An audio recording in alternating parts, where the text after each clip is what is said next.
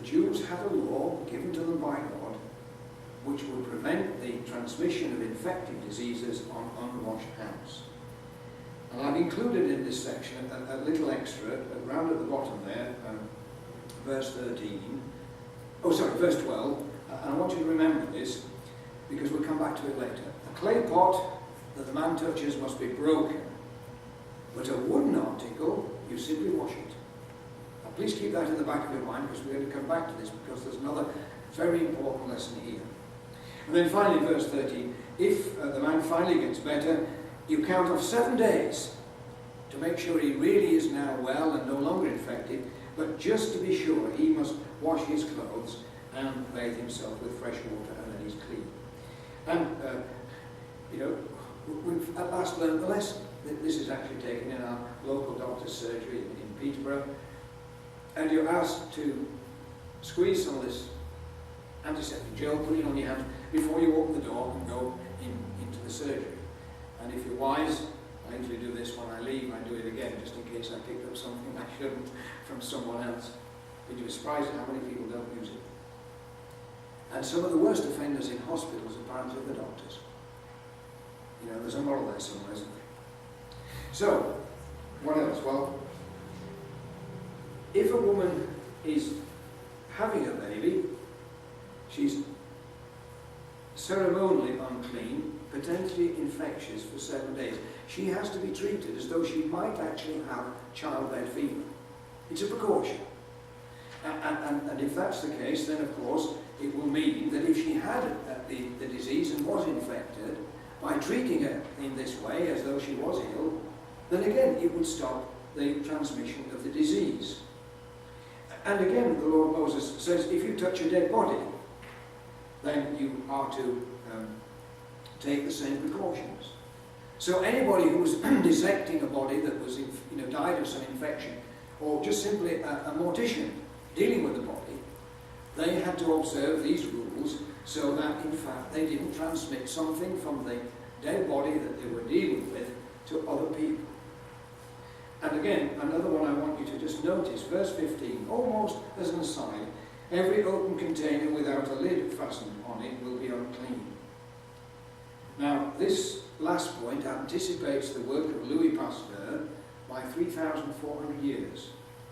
You may know that Pasteur, contrary to common belief at the time, saw that the reason that food went bad when it was exposed to the air was because spores from bacteria are there in the air. They settle on the food, and eventually, of course, they make it go bad. The bacteria cause the food to be then potentially poisonous. We get food poisoning if we're not careful. And he did some experiments in which he used long-necked tubes and he boiled some broth. It was still exposed to the air, but because there was a long neck, any bacteria settled out, and that broth did not go bad.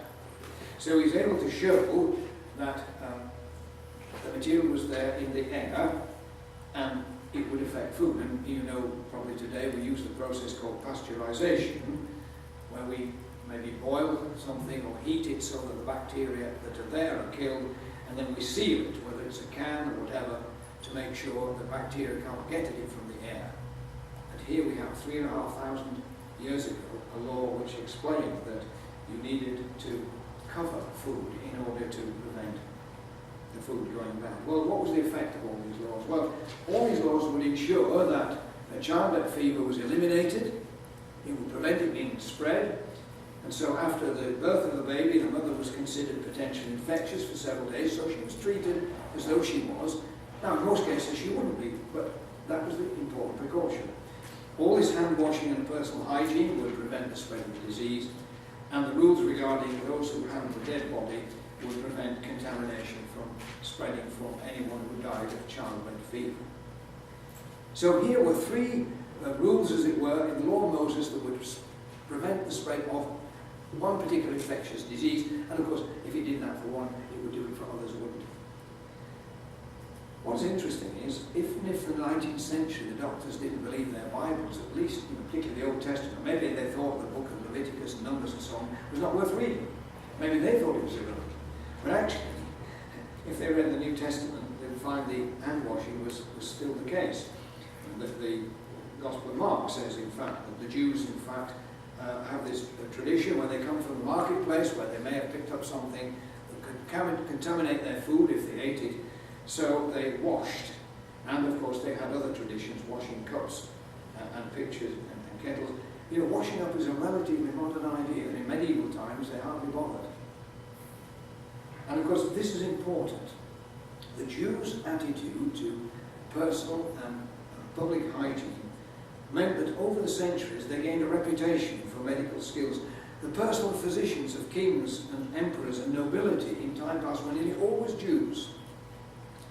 But they did suffer from this, because when a plague or some infectious disease affected an ancient city, shall we say, the Jewish quarter usually survived. Hardly anybody was ill, very few died, if any.